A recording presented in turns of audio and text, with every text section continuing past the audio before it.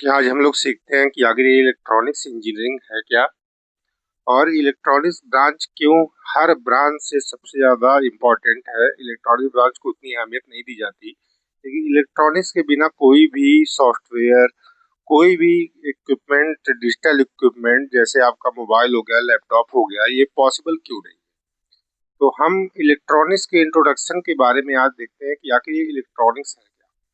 देखिए, इसके नाम से ही आपको पता चल रहा होगा इलेक्ट्रॉनिक्स। इलेक्ट्रॉनिक्स क्यों जरूरी है, पहले ये जान लेते हैं। देखिए, आपके पास इंजीनियरिंग में दो तरीके की चीज पढ़ाई जाती है, एक सॉफ्टवेयर और दूसरा क्या पढ़ाया जाता है, हार्डवेयर। देखिए, कोई भी सॉफ्टवेयर सॉफ्टवेयर यानी कि जो आप कोडिंग के द्वारा बनाते हैं, जो आपके ऐप होते हैं, वो सॉफ्टवेयर। लेकिन वो रन किस पे करता है, वो आपका हार्डवेयर पे रन करता है। तो सीएस ब्रांच में हमें सॉफ्टवेयर के बारे में तो पढ़ाया जाता है, लेकिन हम उसको रन या इंस्टॉल किस पे कराएंगे, वो किस में पढ़ाया जाता है, वो आपका ईसी ब्रांच में ही पढ़ाया जाता है। ईसी ब्रांच में ही आपका माइक्रो प्रोसेसर, माइक्रो कंट्रोलर और रैम, रोम, ये सब किससे बनते हैं, ये सब आपके ट्रांजिस्टर से मिलके बनते हैं। ये आप लोग सुने होंगे या नहीं सुने होंगे, लेकिन आप इलेक्ट्रॉनिक्स के इम्पोर्टेंस को समझ लीजिए कि ये सब जो रैम रोम जितने डिवाइस हैं, ये सब किससे बनती है, ट्रांजिस्टर से। जो हमको किसमें पढ़ाया जाता है, जो इलेक्ट्रॉनिक्स ब्रांच में ही पढ़ाया जाता है। तो इलेक्ट्रॉनिक्स में हम पढ़ते क्या है मेनली। देखिए, इलेक्ट्रॉनिक्स में हम मेनली क्या पढ़ते हैं, इलेक्ट्रॉनिक्स नाम से ही आपको एक चीज क्लियर होगा, इलेक्ट्रॉनिक्स यानी कि इसमें कहीं ना कहीं इलेक्ट्रॉन आ रहा है। आप लोग एक बात तो सुने ही होंगे कि इलेक्ट्रॉन का फ्लो ही क्या कहलाता है, current. Flow of electron is क्या कहलाता है, करंट। और इलेक्ट्रॉन के फ्लो को अगर हम कंट्रोल कर ले तो उसी को हम किस में पढ़ते हैं, इलेक्ट्रॉनिक्स में। अगर हम इलेक्ट्रॉन के फ्लो को कंट्रोल कर लें तो हम करंट को भी कंट्रोल कर लेंगे। तो यही हमको इलेक्ट्रॉनिक्स में मेनली पढ़ना है। इलेक्ट्रॉनिक्स जैसे जितने भी आपके इक्विपमेंट हो गए, mobile, laptop, smart watch, AI, robotics, सब इलेक्ट्रॉनिक्स के हार्डवेयर पे ही डिपेंड है। सॉफ्टवेयर पावरफुल तो है, लेकिन सॉफ्टवेयर बिना इलेक्ट्रॉनिक्स के क्या है, जीरो है। इसलिए इलेक्ट्रॉनिक की बेसिक अंडरस्टैंडिंग हर इंजीनियर के लिए जरूरी है। इसलिए आप देखे होंगे जब आप लोग फर्स्ट ईयर में आते हैं, सबसे पहले आपको एक सब्जेक्ट पढ़ाया जाता है हर ब्रांच में, फंडामेंटल ऑफ इलेक्ट्रॉनिक्स इंजीनियरिंग। इसका मैंने भी ऊपर जिक्र किया है।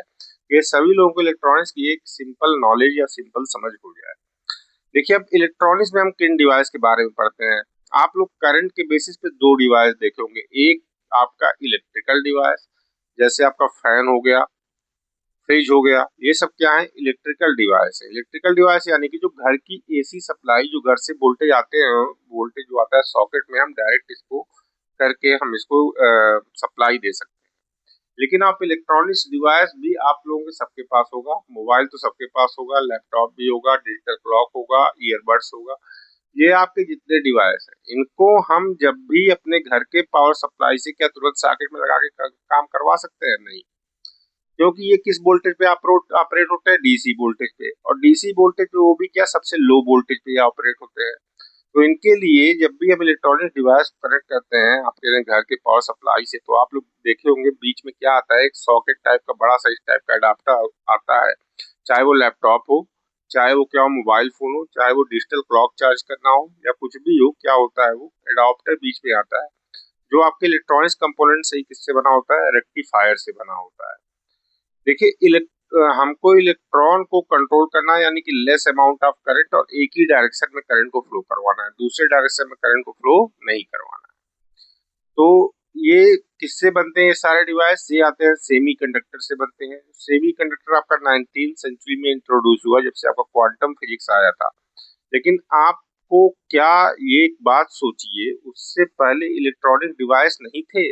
उससे पहले भी इलेक्ट्रॉनिक्स डिवाइस थे, उससे पहले भी हम इलेक्ट्रॉनिक्स के फ्लो को कंट्रोल करने का बहुत दिन से ट्राई कर रहे थे साइंटिस्ट। तो आपने एक नाम देखा होगा, जो आप सुने होंगे, वैक्यूम ट्यूब्स। ये वैक्यूम ट्यूब्स क्या होते हैं, वैक्यूम ट्यूब से हम इलेक्ट्रॉन के फ्लो को कंट्रोल कर सकते थे। आप लोग शायद 12th में पढ़े हों, इस तरीके का एक गोला होता था जिसमें एक साइड एनोड, एक साइड कैथोड।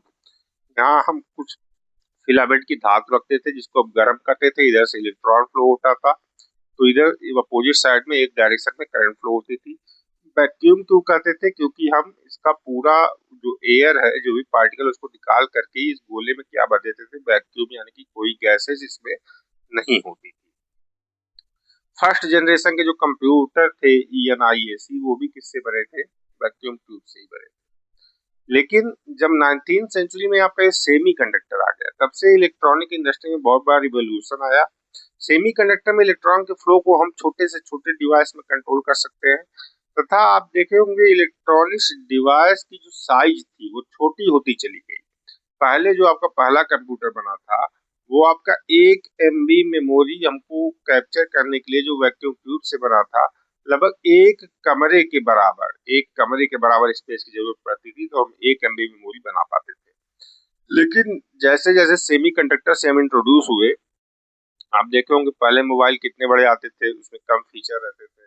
अब कितनी प्रोसेसर की साइज छोटी हो जा रही है, तथा हर इलेक्ट्रॉनिक्स डिवाइस की भी साइज छोटी होती चली जा रही है उसी की वजह से।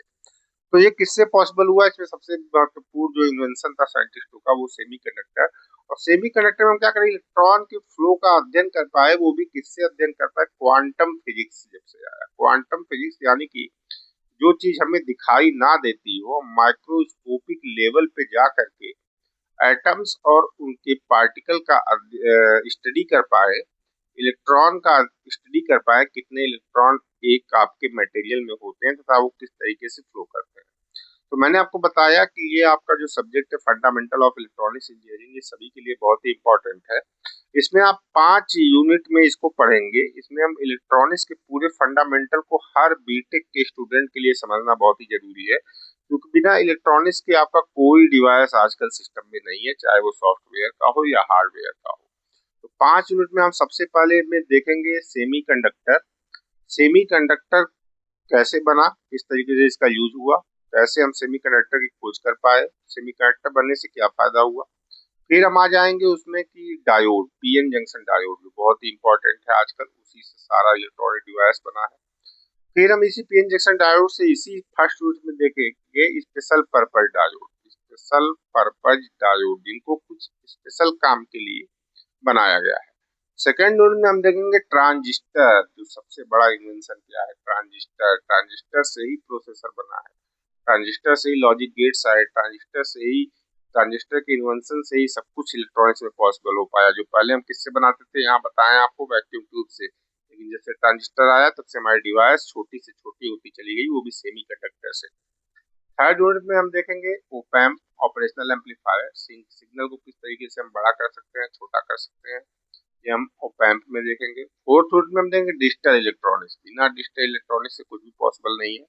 आप लोग ये तो सुने ही होंगे बाइनरी नंबर सिस्टम की, जो भी हमारे कंप्यूटर सिस्टम में या किसी भी इलेक्ट्रॉनिक डिवाइस में स्टोर होता है, वो 0 और 1 के फॉर्म में होता है। तो 0 और 1 कैसे आया, कैसे हम उससे फिर 0 और 1 को कंप्यूटर में स्टोर करते हैं, कैसे हम प्रोसेसर बनाते हैं, कैसे हम सिग्नल का ट्रांसमिशन करते हैं, ALU बनाते हैं, ये सारी चीजें हम किसमें देखेंगे, डिजिटल इलेक्ट्रॉनिक्स में। फिफ्थ यूनिट में हम देखेंगे कम्युनिकेशन इंजीनियरिंग। कम्युनिकेशन के डिवाइस कैसे बनते हैं, इस 0 1 से कम्युनिकेशन कैसे पॉसिबल हो पाया, ये सारा चीज हम इस जो आपका ये fundamental of electronics engineering subject है, इसमें हम कवर करेंगे 1 बाय 1। तो आज हम बस इंट्रोडक्शन के लिए ये वीडियो था। तो आप लोग अगर इस सीरीज को आगे चाहते हैं तो कमेंट करिएगा। बाकी इलेक्ट्रॉनिक्स के बारे में आप लोगों को बेसिक नॉलेज हो ही गया होगा। जो आप लोगों को इलेक्ट्रॉनिक्स से डर रखता है, वो आपको इस सीरीज में पूरी तरीके से खत्म हो जाएगा। ठीक है, तो मिलते हैं हम नेक्स्ट वीडियो में।